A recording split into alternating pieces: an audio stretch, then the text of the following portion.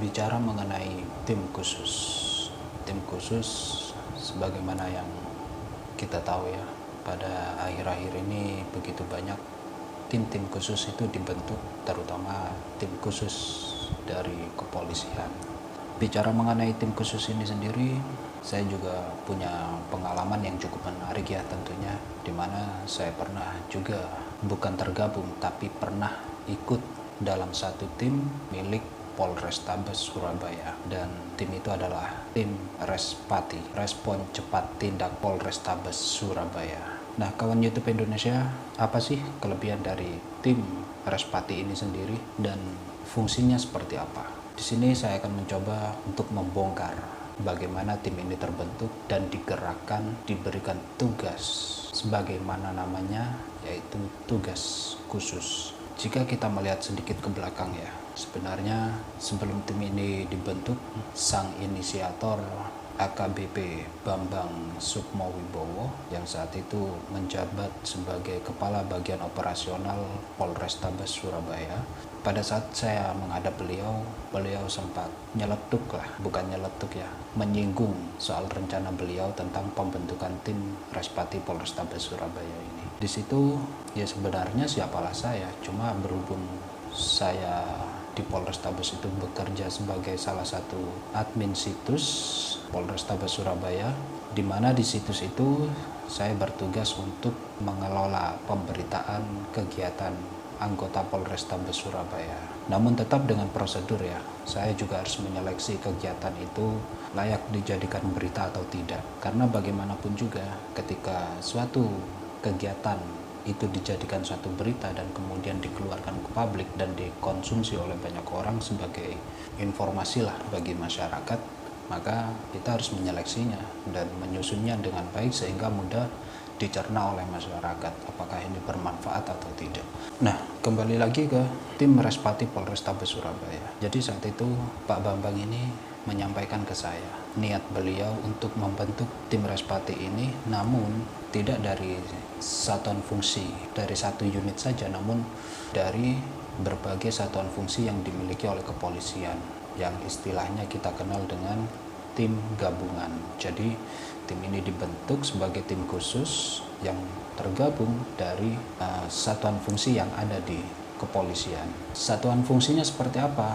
Yang terutama tentunya adalah niat yang beliau sampaikan, tim ini terbentuk dari satuan fungsi reserse, kemudian satuan fungsi sabara, satuan fungsi lalu lintas. Lalu apa tujuannya? Saya mencoba terus menggali apa maksud beliau untuk membentuk tim ini. Tujuannya apa, kegunaannya apa, kira-kira bagaimana nanti respon masyarakat apabila tim ini terbentuk dan diluncurkan ke lapangan.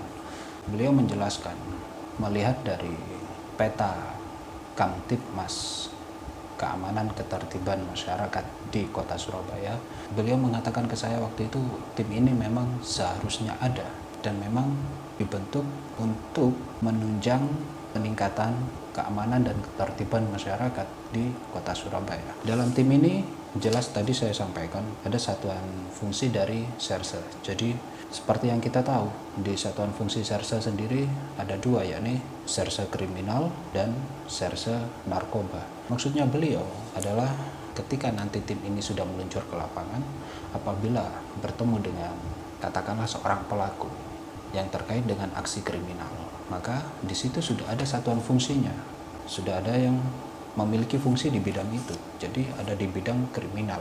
Kemudian apabila bertemu dengan atau menemukan seseorang yang terlibat dalam jaringan lingkup narkoba, misalkan entah itu pemakai, pengecer, kurir, atau bandar sekalipun, maka di situ sudah ada anggota yang dari satuan narkoba. Dari segi sabara juga, sabara sebagaimana yang kita tahu banyak juga fungsi yang dilakukan olehnya seperti Dalmas, kemudian Serikandi yang rada soft lah kegiatannya.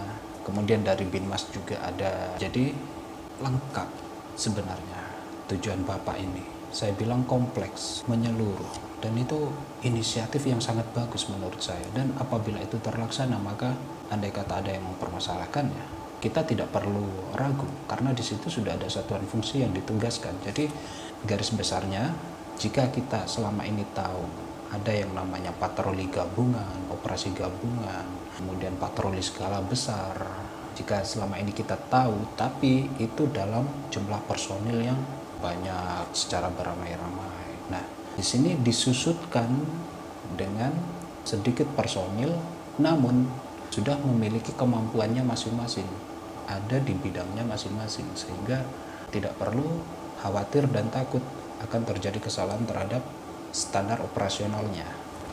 Jadi seperti itu yang saya tangkap dari beliau.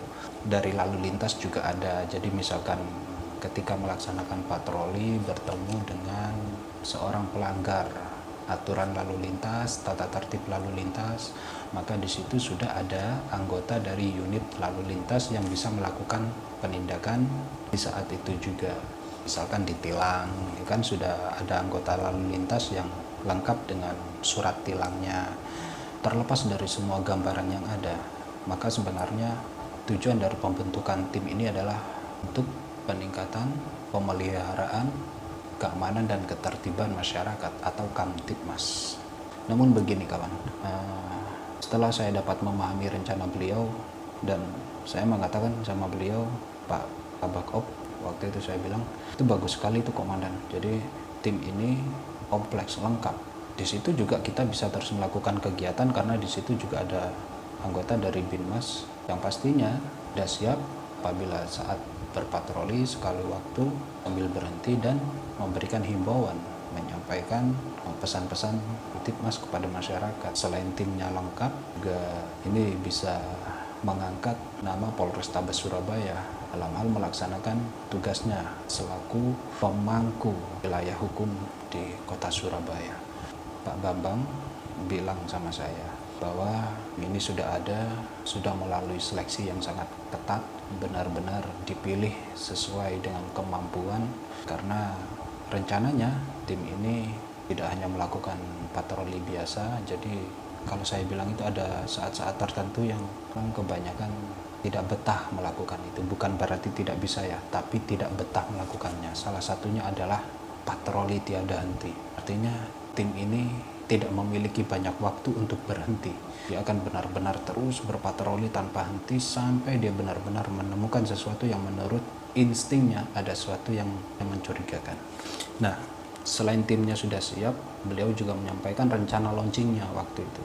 Dan rencana pembentukan tim ini juga sudah diajukan ke Kapolrestabes Surabaya yang saat itu adalah Bapak Kombes Pol Rudi Setiawan, dan beliau menyetujui rencana pembentukan tim ini, dan bahkan beliau terlihat sangat antusias, senang dengan rencana pembentukan tim ini. Kawan YouTube Indonesia ya, kalau saya bilang niat baik itu memang harus melalui hambatan dulu, mungkin ya harus ada cobaan dulu ya untuk supaya bisa tercapai ya. Karena seiring berjalannya waktu itu saya bertemu dengan Bakop itu sekitar awal Mei saya bertemu beliau, menghadap beliau di ruangannya. Ada satu kejadian yang sangat menyedihkan saat itu, dan kita semua tahu saat itu Surabaya mendapatkan serangan yang luar biasa dari sekelompok orang, yakni melakukan peledakan di beberapa gereja, dan parahnya lagi serangan ini juga dilakukan terhadap markas Polrestabes Surabaya juga.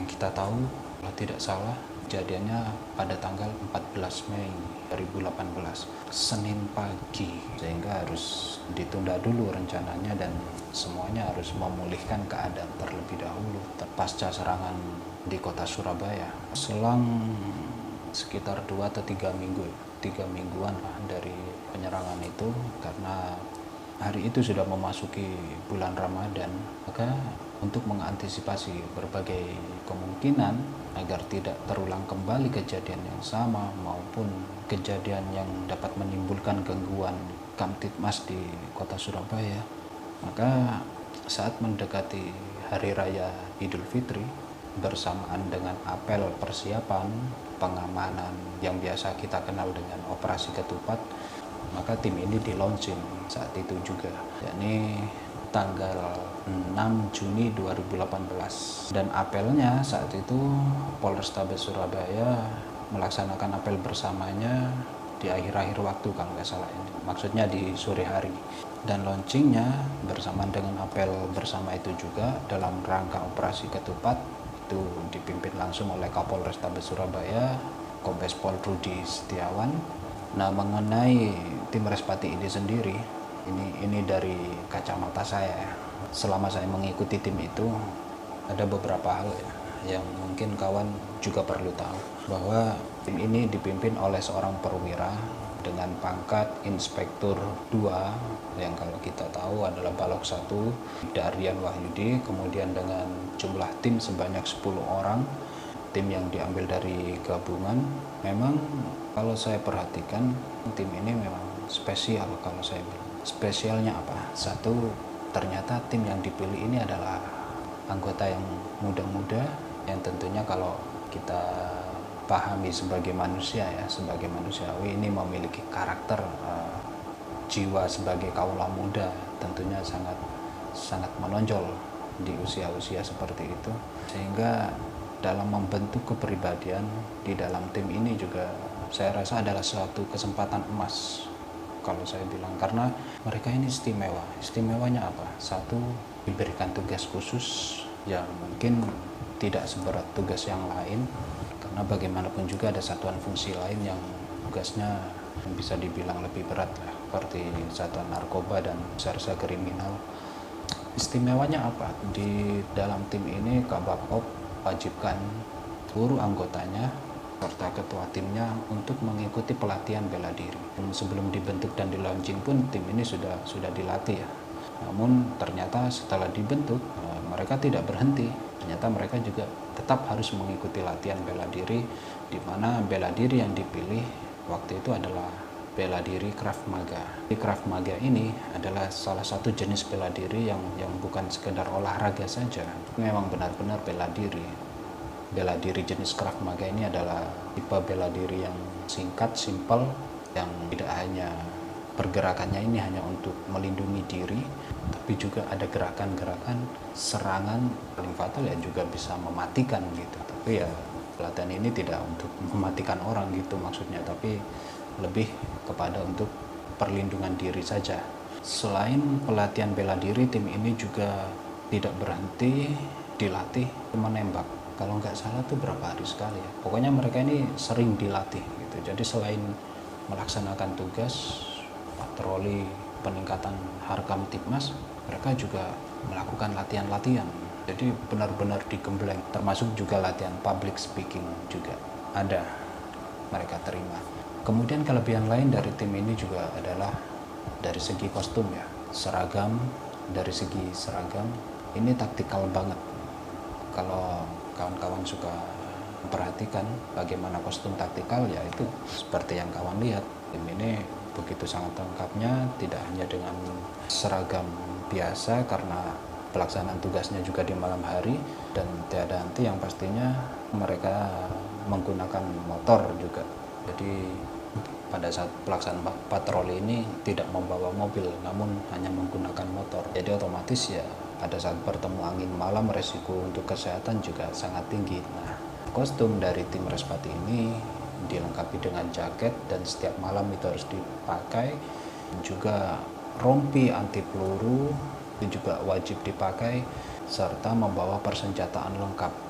Nggak main-main ini tim ini, nggak main-main pembentukannya. Dan ya kalau kawan lihat yang mungkin bakalan kaget, ini pasti dikiranya kalau nggak Brimob ya Densus 88 nih, karena ya sangat hampir mirip lah, ya sangat mirip. Selain dari bentuk kostumnya juga perlengkapannya, warnanya juga hitam, meskipun ada warna seragam lain yang juga mereka pakai gitu. Setelah di launching, lalu bagaimana tim ini melaksanakan tugasnya dan bagaimana aksi-aksinya? Kawan YouTube Indonesia kalau biasa nyimak berita pasti tahu bagaimana aksi-aksi tim Respati ini. Namun di channel YouTube Jibril Art ini akan saya sajikan berbeda ya, karena memang yang menempel di tim itu adalah saya. Jadi yang punya dokumentasi kegiatan mereka ini adalah saya selama di lapangan. Nanti akan saya sajikan dengan kemasan yang berbeda pastinya. Supaya apa ya? Ya selain real itu sudah pasti, karena Ini benar-benar aksi lapangan yang dapat saya dokumentasikan, juga bisa menjadi edukasi lah untuk bisa lebih mengenal bagaimana tim respon cepat tindak Polrestabes Surabaya ini dibentuk. Lalu seperti apa aksi-aksi mereka dari hasil rekaman saya? Nantikan di video berikutnya.